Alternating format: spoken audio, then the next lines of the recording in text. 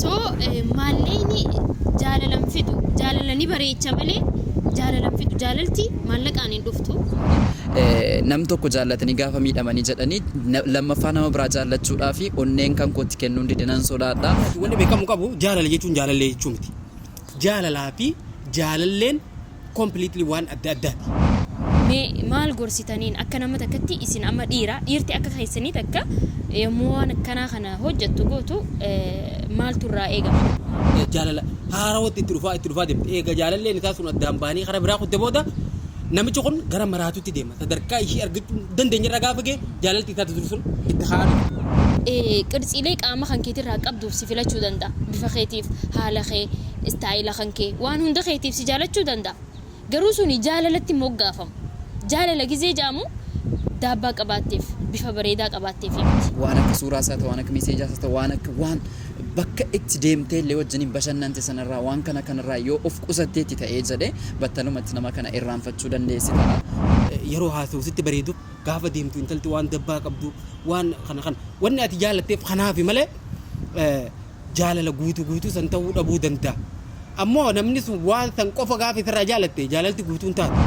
Akka ofii barbaaddu sanatti argachuu dandeessi nama isa caalu argachuu dandeessi waan ta'eef namoota wajjiniinis hariiroo uumuu qabdi hiriyoottan wajjiniinis hariiroo uumuu qabdi.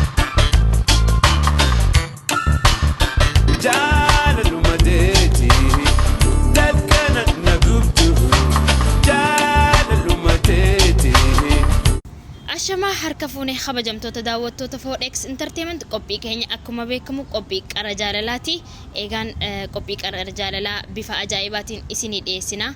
Eegaan akkuma beekamu qarri jaalalaa onnee jaalalaa miidhamtuu kan itti wallaannuu fi akkasumas immoo jaalala faloo dhabdee kan falatti barbaannu xalayaawwan jaalalaa yookaan xalayaawwan dhaggeeffattoonni kan keenya yookaan daawwattoonni keenya biraan dhaqqabsiisanii qiqindeessinee kan isin biraan geenyu ta'a. Sagantaan keenya har'aa garuu sagantaa addaati keessatti ammoo jaalallee maali jaalala jechuun hiikkaan jaalalaa maali keessatti ammoo yeroo hedduu yeroo ammaa kana keessatti namoota irra caalaa jaalalaan miidhamanii gara keenyatti kan dhufanu namoota jaalalaan miidhamanidha hedduun isaanii jechuudha kanarraan mee birraa inspire wajjiniin turtii gabaabaa taasisna hanga xumura sagantaa keenyaatti akka nu waliin turtanu kabajaanis naffeerra qopheessitoonni sagantaa kanaa Anisaak Zeenuu fi akkasumas immoo Asuu Mudassir wajjin jirra hanga xumura sagantaa keenyaatti nu waliin tura.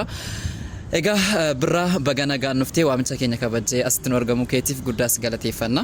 Tole isinilleen qopheessitoonni qophii qara jaalalaa asitti na hamtanii qophii keessatti hirmaachisuu keessaniif hedduu galatoomaa dhugaa dubbachuuf qophiin qara jaalalaa waan ajaa'ibaati hedduu bareedaadha.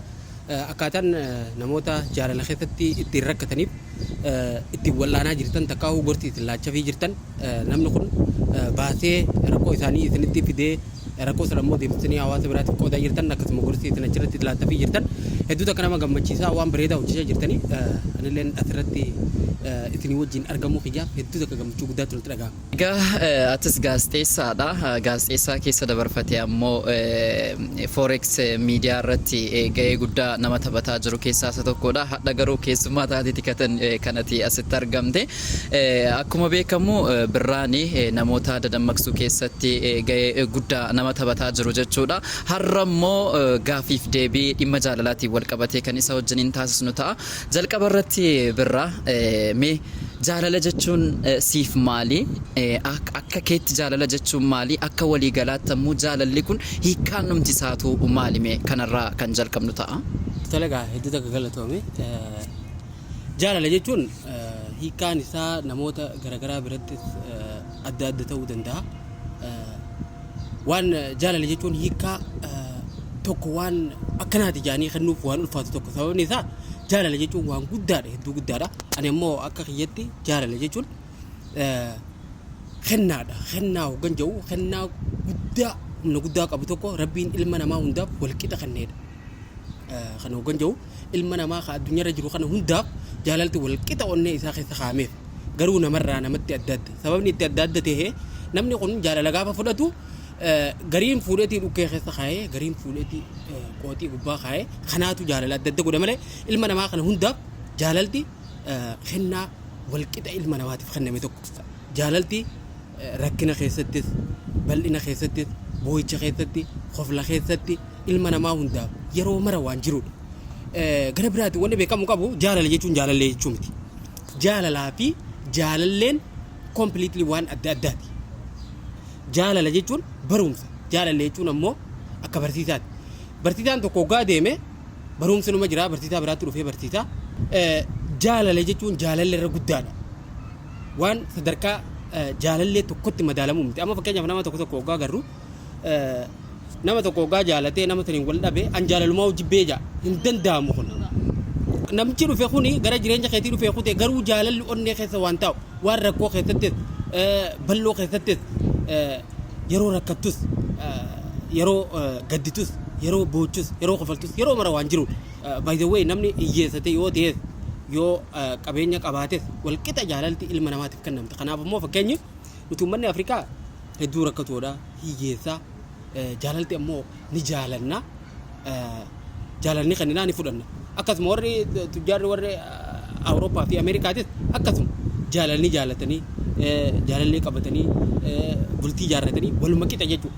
Fakkeenyaaf namni tokko kan laga Oomoo naannoo laga Oomoo Itoophiyaa jiran warra huccuu uffanne warra qullaa qaama isaanii deemu jira. Garuu isaan sun ni jaalatan. Jaalalti onnee isaanii keessa akkuma nama obboleettii takkaa'u ilmoo pirezidaantii Ameerikaa Waayit Haawus keessa jirtutti wal qixa jaalalti kennamteef. Jaalalti ilma namaa hundaafu wal qixa ilma namaa hundaaf waan kenname humna guddaa jireenya ilma namaa kun akka madaala eeggatee deemuuf ilma namaa ka addunyaarra jiru biliyoona 8 wal qixa gad kenname humna guddaa akkasiitii jeeti yaadaan jaalalti akka keeyyatti. Guddaa galatoomii ibsa bal'aadha kan nuuf kennite. Dhugaa dubbachuudhaaf taanaani akkuma jettee jaalala jechuun ummata addunyaa kana kan tokko godhudha jechuudha. Garaagarummaan meeqayyuu haa jiraatu gurraacha, arabaa, adiidha waa hunda kan wal qixxeessu jaalala kana. Eegaan namni hundi ilaalcha adda addaa jaalalaaf ilaalcha adda addaa qaba. Bakka gaafiin gaafatamu jechi jaalalti maali, jaalalti siif maali jaamu namni hundi akkuma bifaan adda addaa akkuma isatti fakkaatu isatti dhagaametti jaalalti maal akka ta'e ibsata akkuma birraan jee namni tokko tokko immoo jaalalaaf immoo waa'ee maallaqaa kana gisee walirra fidu dubartiin irra caalaan maallaqa jaalatti jaa. So maalleeni jaalalan fidu jaalalani bareecha malee jaalalan fidu jaalalti maallaqaan hin dhuftu. Jaalalti jaalala gisee jaan bakka itti haara baafattu, bakka itti boqonnaa sammuu itti argattu, bakka itti rakkootan ta'e itti ibsattu, bakka itti gammachuu argachuu dandeessu waan ta'eef wanti akkana maallaqaan hin dhufu. Nama jaalattu, nama dhugaan jaalattu qofaa wajjin bakka itti gammaddudha. Gara sagantaa keenya kanaatti yeroo baay'ee xalayaan nu biratti dhufu jaalala milkaa'e qofa osoo hin taane jaalala cabe yookaan immoo jaalala miidhamti onnee jaalalaan miidhamte qofadha kan inni nu bira dhaqqabsiisu keessatti shamarran keenya biratti kun maaliif ta'uu danda'e yeroo ammaa kana keessatti jaalalaan miidhaa jaalalaatiin kan baay'ee kan saaxilamaa jiran shamarrani keessatti ammoo gara kanatti otoo hin deeminiin duratti namoonni hedduun al tokko namni tokko jaalalaan yoo miidhamee jedhe ammos yeroo lammaffaas jaalalaan miidhamuu danda'a carraa lammaffaa yaaluu danda'a gaafa dhaqee carraa sadaffaa ga'ee jedhe ammos akkuma kana miidhama kan jedhu jaalala keessa yoo seenillee onnee isaa guutuu itti hin kennu namni inni itti dhufe kunis nama sanatti fakkaachuu danda'a waan ta'eef kun waan baay'eedha keessatti xalayaa gara keenyatti dhufaa jiru keessaani nam tokko jaallatanii gaafa miidhamanii jedhanii lammaffaa nama biraa jaallachuudhaa fi onneen kan kootti kennuu didinan sodaadha namoota jedhantu jira kanaaf mee deebii maal qabda? Tola hedduu gaariidha. Akkuma ati jette yeroo hedduu namoonni jaalalaan miidhamnee jaanii yeroo dubbatan dubartoota dhageenya. Kun ammoo jaalala namni hundi wal qixa jaalataa dhiirtilleen dubartilleen ni jaalatti. Akka sababatti jee wanni nan kaasu yoo jiraate yeroo bireekaappii godhama fakkeenyaaf dhiira fi dhalaan tokko osoo wal jaalatanii yoo jaalala isaanii addaan muran garaagarummaatu jira. Dubartoonni yeroo muraasa bu'aniiti namicha kana irraanfatan yeroo hanga sanitti ammoo jaalalti isaanii oowwituudha dafanii keessaa bahuun itti ulfaata dhiirti ammoo gaafa dura bireekaappii godhatan humaa ittiin fakkaata. Anama fakkeenyaaf namoota waan akkana irratti nama hedduudhaaf tiriitmentii kan natti dhufanii waan akkanaan nama mudatee mee maal na gorsite nama jaan nama hedduudha. Dhugaadha dubartoonni waan akkana irratti ni mareechisan garuu mee ogguma laaltu nama jaalalaan maraatee hararraa qoshasha guuraa deemu dhiira modhalaatu irra bayyata dhiirota irra bayyata sababni maali beektaa dhiironni lakkuma bulaa deemanii jaalallee isaanii saniin egaa daamuraman booda hanguma waan sanirraa fagaachaa deemanii wanni kun sammuu keessatti irra deebi'aa deemu jaalala haarawatti itti dhufaa deemu egaa jaalalleen isaa sun addaan baanii karaa biraa kutte booda namichi kun gara maraatutti deema sadarkaa ishii argachuu dandeenye irra gaafa ga'e jaalalti isaa turu sun itti haadhu dubartoonni ammoo yeroo dura bireekaap godhan kana nama adda addatti himatanii by the way jaalala qofa osoo hin ta'in namni tokko yeroo rakkate waa yeroo namatti hime namni itti dhaggeeffatu argatee yoo itti himate yoo nama sanarraa deebisaa biraatuun argatiin itti himachuun sun qoftiinuu furmaata guddaadha namni tokko gaafa rakkoo keessa jiru namni calqee haa mee rakkoon ta'e maali yoo dhaggeeffate qofa namicha saniif treatmentiin tokkoffaan san waan guddaa godhuu fi nama rakkate tokko nama waa irra ga'e keessattuu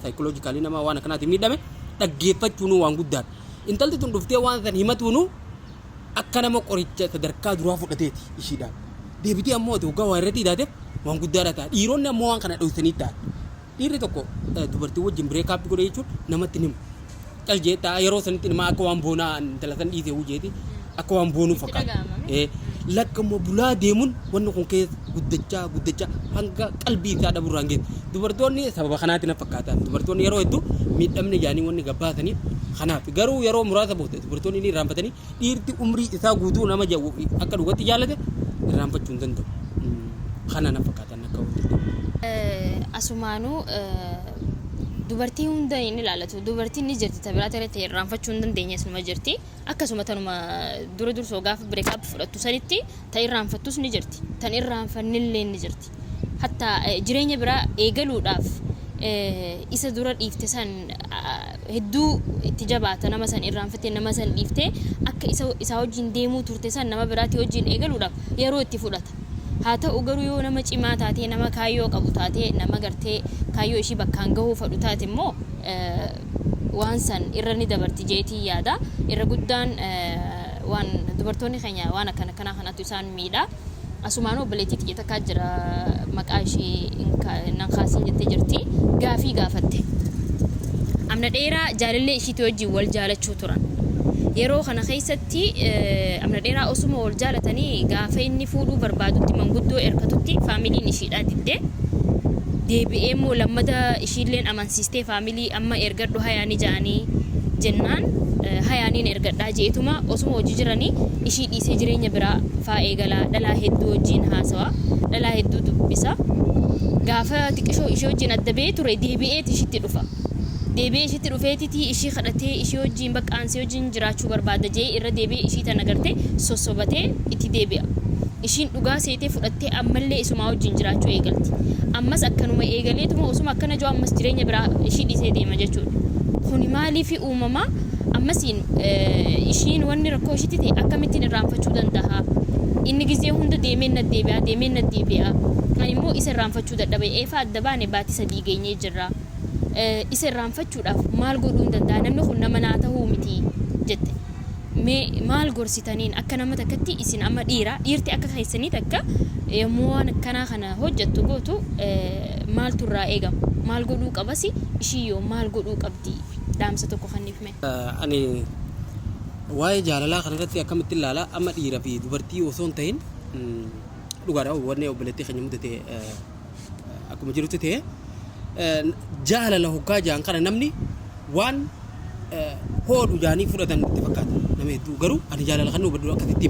jaalalti waan kan ta'e qofaaf waan fudhattu nama tokkoon sin jaaladha gaafa jette dirqama inni sin jaaladha sin jedhu hin qabu namni ati jaalatte dirqama si jaalachuu hin qabu ati jaalatte namichi si jaalachuu dhabuu danda'a jaalalti ati isaaf qabdu dirqama isarraa argachuudhaan wanni ati irraa eegamu jaalachuu qofa ammoo akka inni si jaalatuuf if jaalachiisuudhaaf waan dandeessu ni goota garuu namichi likkin ani jaaladhu sanitti haana jaalatu yoo jette gonkumaa waan argattu addunyaa kana wanna kana jaamu jiru yoo hin jijjiiramne jaalalti yoo nufi hoggaa bara jaalala kan namaa kannite isarraayis jaalalee eeggatte bittaa gurgurtaa jirta malee jaalalaa miti jechuudha kanaafu namicha hoggaa jaalattu sun ammallee gosa qabdi jireenya ilma namaa keessatti jaalalti hoggaa qoodamuu gara gosa 20 moo kanatti qoodanii kana keessaa jaalalti gosa garaagaraa amma fakkeenyaaf yoo kalaallu taate jaalala ulaagaa takka malee namni akkanumatti jaalatu jira jaalala namni sheeppii ilaalee jaalatu jira jaalala roomaantikii jira nama tokko jaalala namni tokko sababa tolasiif ooleef jecha nama sanii wajji jaalala keessa seentu jira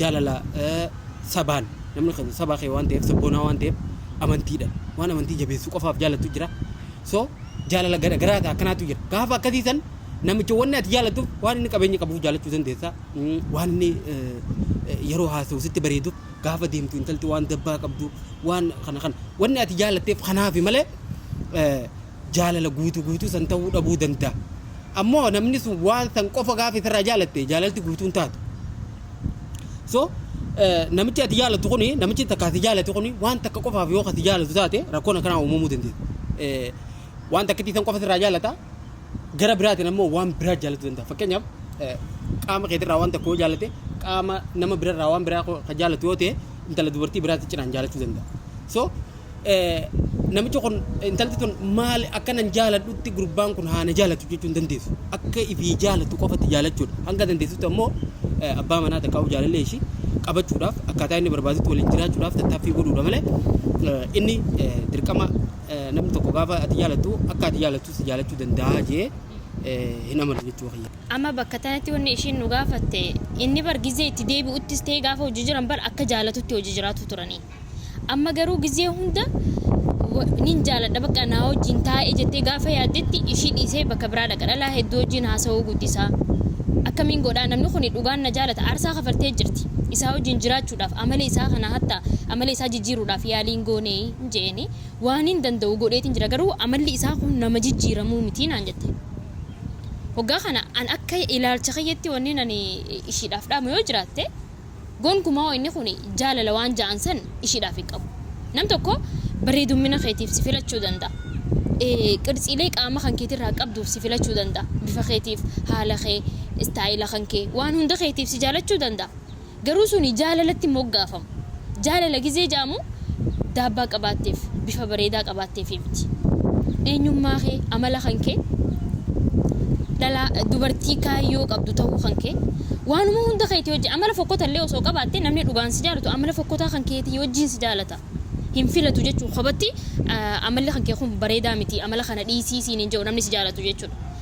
Amala keetii wajjin si fudhateeti yoo danda'e amala ati fokkotaa qabdu san akkaataa jireenya keessa si hojii jiraatuun amala san akka jijjiirrattuuf si gargaaruu danda'a malee amala kana dhiisi yoo amala kana dhiisuu baatte si jaalachuu hin danda'u jechuu hin dandeessu.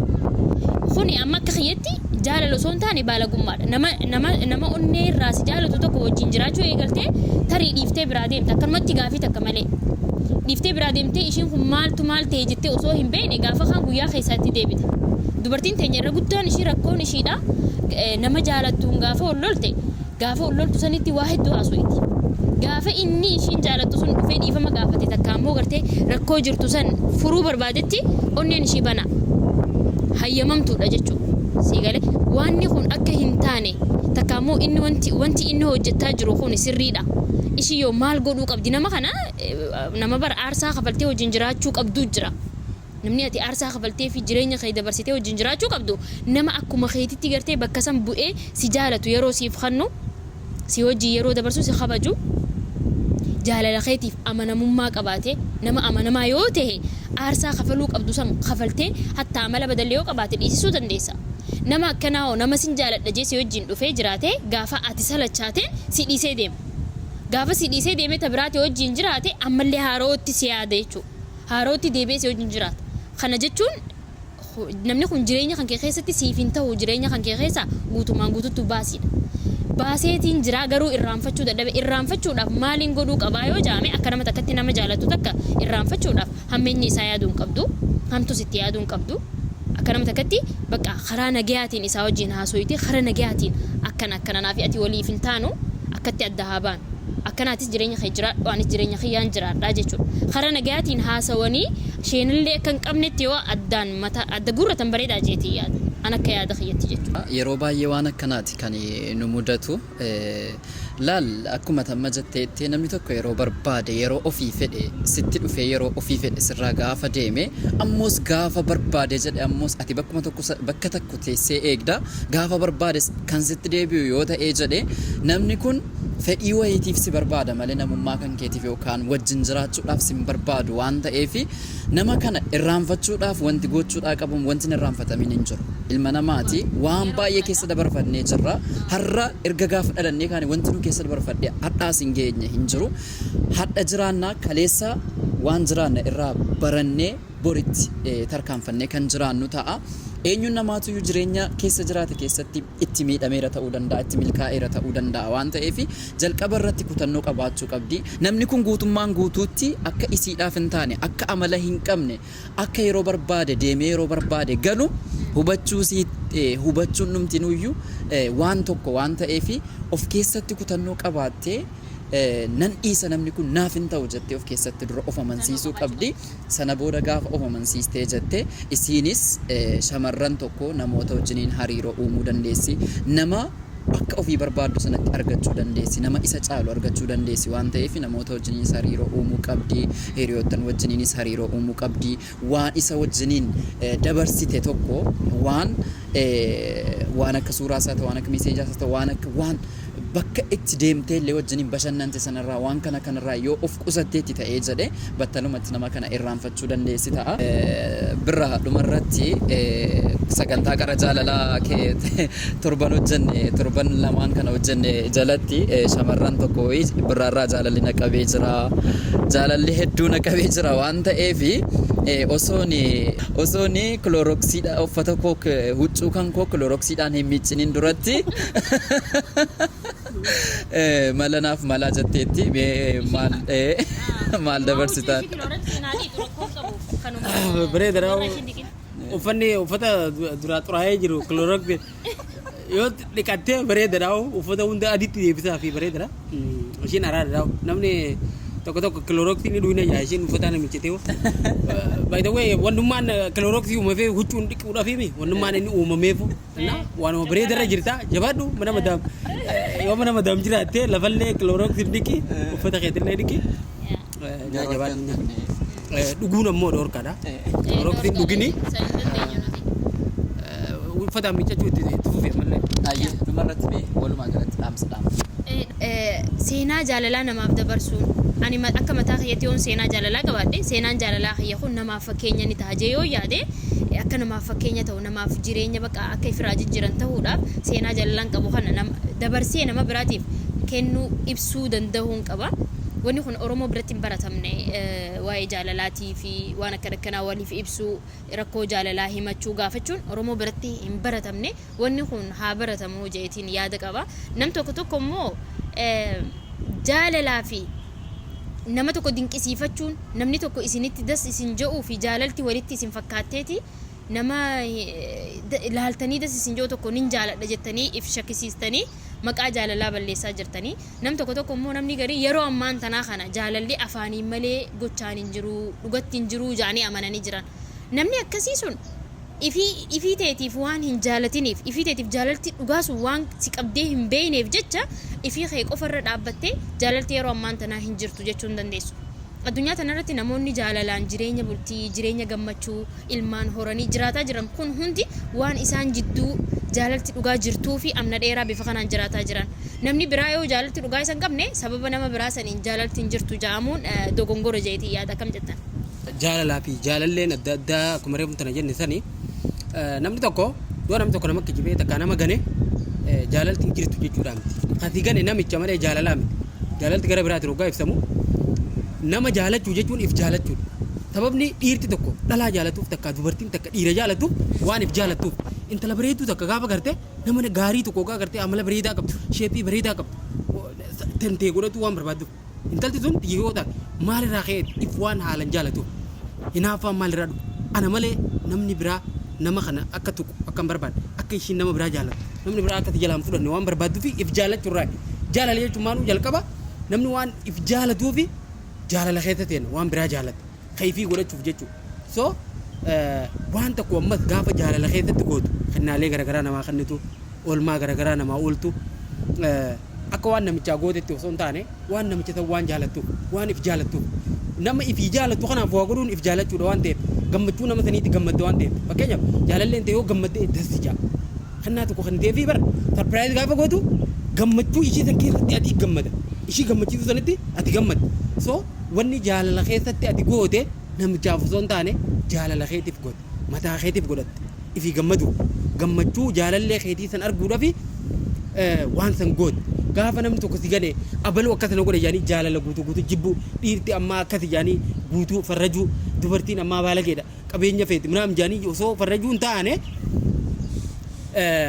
waan san ka goote jaalalateetii fi mataa keetiif goote ifi gammaduudhaafi nama gammachi jaalallee kee gammachiisu jaalallee tee gammachiisuun waan si gammachiiseef waan san goote jaalala guutuutti abaaruu osoo hin taane namni tokko by the way ugaasi jibbee takkaa'u ati osoo jaalattuu si dhiisee kute eenyummaa isaatti garsiise ati nama kabajamaadha achitti nama osoo ati jaalala namaa kennitu namni jibbatitti garsiise so ati nama jaalala harkaa qabu bara nama jibbaan deemu akkam koommattaa'u atiitu irra guddaadha amma yeroo takka namni kitee bireekaappi godhe takkaa'u namni tokko akka malee godhee dhiisee akka waan gadaantummaa keessa jiru itti fakkaata garuu namicha jaalala nama sanii gatee deeme santu nama salphataadha malee namichi osoo nama san jaalatu dhiibamee takkaa'u rakkoon adda addaa irra ga'ee asitti hafee kun nama kabajaa qabu ammallee nama jaalala harkaa qabu osoo jaalala kennaa jiruuti jaalalli harkatti dame malee ammallee wanni hin dabalee deemu hawaasa keenyatti qophii qara jaalalaatti wal qabatee qophiin qara jaalalaa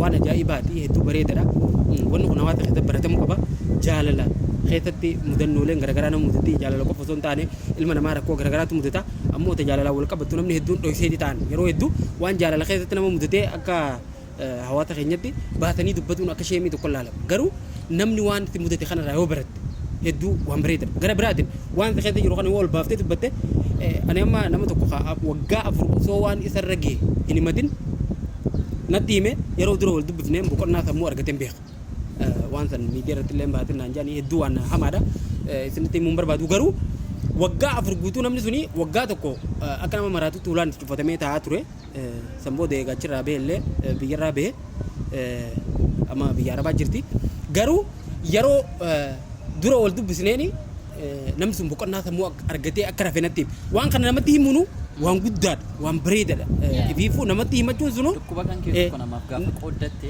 dawaa argatte akka argattee san gubbarraan taa'anii namni tiiqan gara biraatiin namoonni waan akkanaa mudatan akka jiran ni agarta gara koomentiitiin yaadota tiiqan namanii si qofa akka hin taa'intu si hima si gala namni biraa ammoo rakkoo ati keessa dabarte tana akka hin dabartineef fakkeenya namaaf taata so qophii qara jaalalatti mudannoo fi muuxannoo keessan akkasuma rakkoolee isinirra geesse milkaa'ina jaalala keessatti itti milkootan wantoota garagaraa yoo asirra qooddan namaafis fakkeenya ta'a namni itti bashannanee irraa barate ifiifillee hanga tokko ba'aa teessan ifirraa salphiftan jechuudha soo qophiin qara jaalalaa waan bareedaa hojjechaa jirti achirratti waan qabdan lakkoofsa asirratti ni keenyu kanaan itti ergaadha ijoolleen waan bareedaa hojjechaa jiranii soo kanuman jechuu barbaade dhumarratti. Hayyee birraa inspire birraa Jamaal guddaa galatoomii keessumaa keenya taatee waamicha keenya kabajjeessi argamuu keetiif guddaa galatoomii sagantaa qara jaalalaatiin baay'ees galateeffanna. Egaan daawwattoota keenya sagantaan keenya qara jaalalaa har'aa kana fakkaata ture dhumarratti asuun yoo waan jettu jiraate sagantaa keenya kanumaan goone.